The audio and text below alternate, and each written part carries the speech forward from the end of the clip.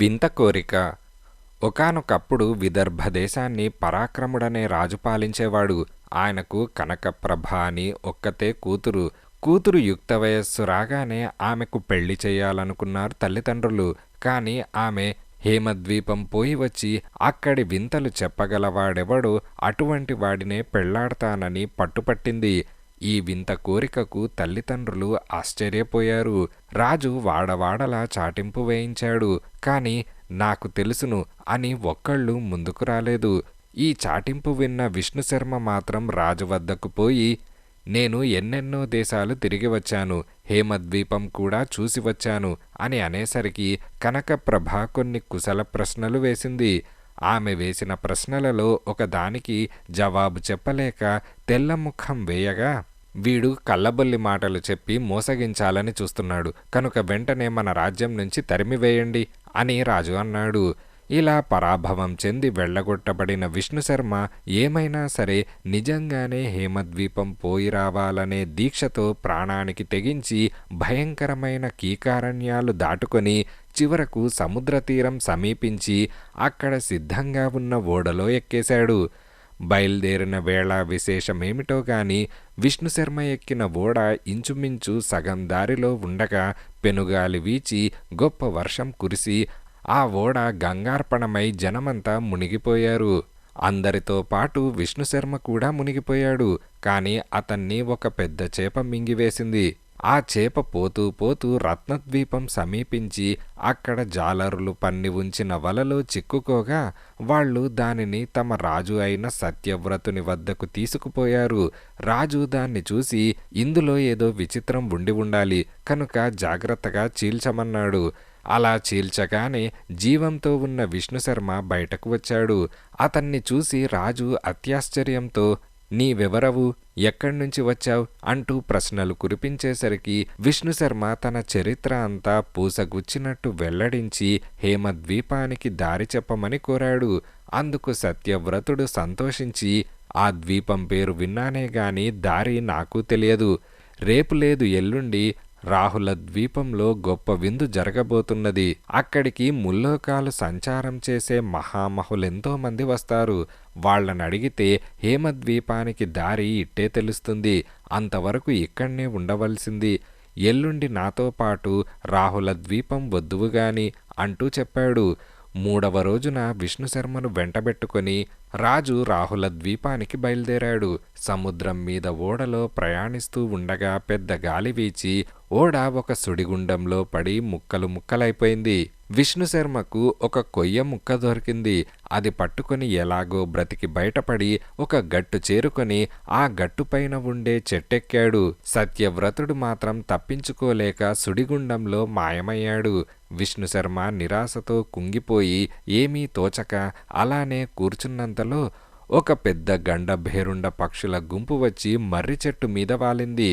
పక్షి భాష తెలిసిన విష్ణుశర్మ అవి హేమద్వీపం పోబోతున్నవని వాటి మాటల వల్ల గ్రహించి తనన్ను కూడా ఆ ద్వీపానికి తీసుకుపోమ్మని బలిష్టమైన ఓ పక్షిని కోరాడు. పక్షి భాష మాట్లాడగల శర్మను చూసి అది సంతోషించి అతనిని తన వీపు మీద ఎక్కించుకొని పోయి హేమద్వీపంలోని ఒక ఉద్యానవనంలో దింపేసింది.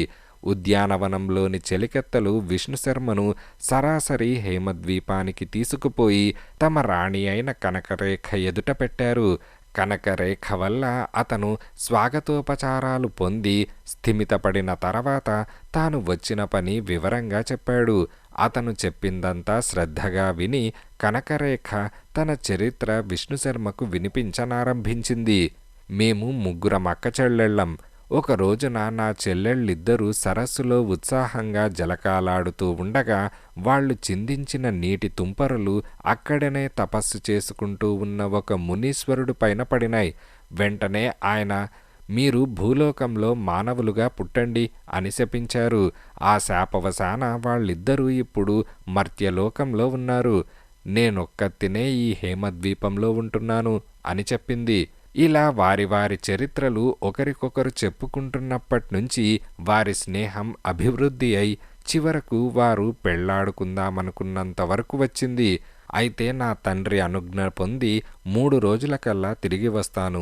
ఈ లోపల నీవు ఈ భవనమంతటా యథేచ్ఛగా విహరించవచ్చు. కాని ఆ మధ్యగది వైపు మాత్రం పోబోకు అని ఆమె చెప్పి వెళ్ళింది. విష్ణుశర్మ 2 రోజులపాటు అపురూపమైన ఆ భవనమంతా ఆనందంగా కలయ తిరిగాడు. కాని ఇక ఉండబట్టలేక 3వ రోజున కనకరేఖ వద్దని చెప్పిన మధ్యగది వద్దకు వెళ్ళాడు. ఆ గదికి గల 2 తెరలను మెల్లగా ఒత్తిగించేసరికి హంసతూలిక తల్పం మీద పవళించి ఉన్న ఒక సుందరి కనిపించింది. ఏ సుందరి కోసమైతే విష్ణుశర్మ ఈ కష్టాలన్నీ పడుతూ ఉన్నాడో ఆ కనక ప్రభే ఈమె. అత్యాశ్చర్యంతో అతను మరికొంచెం లోపలికి పోగా సరిగ్గా కనకప్రభ వంటి స్త్రీయే ఇంకొక ఆమె మరి ఒక హంసతూలికా తల్పం మీద శయనించి ఉన్నది. మరింత ఆశ్చర్యంతో విష్ణుశర్మ ఇంకా లోపలికి పోయి అక్కడే ఉద్యానవనంలో ప్రవేశించాడు. ఆ ఉద్యానవనం మధ్య ఒక చక్కటి సరోవరమున్నది. సరస్సు గట్టుపైన బంగారు జీనుగల పంచకళ్యాణి గుర్రం నిలబడి ఉన్నది. విష్ణుశర్మ దానిని ఎక్కుదామని సిద్ధపడేటంతలో అది ఫెడేలుమని ఒక్క తన్ను తన్నింది. ఆ దెబ్బతో అతను ఆ సరస్సులో పడి మునిగిపోయాడు. అడుక్కంటా ఒక్క బుడక వేసి మళ్లీ పైకి తేలేటప్పటికీ విష్ణుశర్మ అటూ ఇటూ పరికించి తానిప్పుడు సరిగ్గా విదర్భ దేశంలోనే ఉన్నట్టు తెలుసుకున్నాడు. ఇదంతా స్వప్న కథలాగా తోచింది. తీరా చూసుకుంటే తను హేమద్వీపంలో ధరించిన విలువైన దుస్తులు, మణిహారాలు అన్నీ స్పష్టంగా ఒంటిమీద కనపడుతున్నాయి. మరి అటువంటప్పుడు ఇదంతా కళ అని ఎలా తోసిపుచ్చటం? మర్నాడు విష్ణుశర్మ పరాక్రమరాజు కోటకు పోయి నేను హేమద్వీపానికి వెళ్ళి వచ్చాను అని చెప్పేసరికి అబ్బాయ్, ఈసారి అబద్ధమాడినట్టయితే తల కొట్టించి కోట గుమ్మానికి వేళ్లాడగట్టిస్తాను అని రాజు హెచ్చరించాడు. విష్ణుశర్మ నిర్భయంగా తాను చూసి వచ్చిన వింతలన్నీ చెప్పి తగిన తార్కాణాలు చూపించేసరికి కనకప్రభ ఉత్సాహభరితురాలై విష్ణుశర్మ, నీవు నా చరిత్ర నాకు జ్ఞాపకం చేయటంతోనే శాప విముక్తి అయిపోయింది. నాకు ఎవరైతే శాపం విడగొడతారో వాళ్లనే పెళ్లాడాలని నిశ్చయించుకున్నాను. కనుక నన్ను పెళ్లి చేసుకోదలుచుకుంటే హేమద్వీపానికి వచ్చేసేయ్ అని చెప్పి తన మానవ శరీరం వదిలి మాయమైపోయింది. కూతురు అదృశ్యమైపోయినందుకు రాజు రాణి దుఃఖించారు. తర్వాత విష్ణుశర్మ సరిగ్గా మునుపటి దారినే బయలుదేరి రత్నద్వీపం చేరుకునేసరికి సత్యవ్రతుని కూతురు కనకవతి వచ్చి అతనితో నన్ను నీకిచ్చి వివాహం చేయాలని మా తండ్రి అనుకున్నాడు.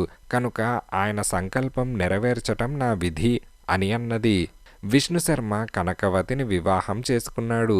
అప్పుడామె తన భర్తతో ఇప్పటికి నా శాపం కూడా వదిలిపోయింది. నేను హేమద్వీపంలోనే ఉండే కనకరేఖకు 2వ చెల్లెల్నంటూ తన చరిత్ర వెల్లడించింది. తర్వాత వారు ఒక పెద్ద మేఘం మీద ప్రయాణించి హేమద్వీపం చేరుకున్నారు.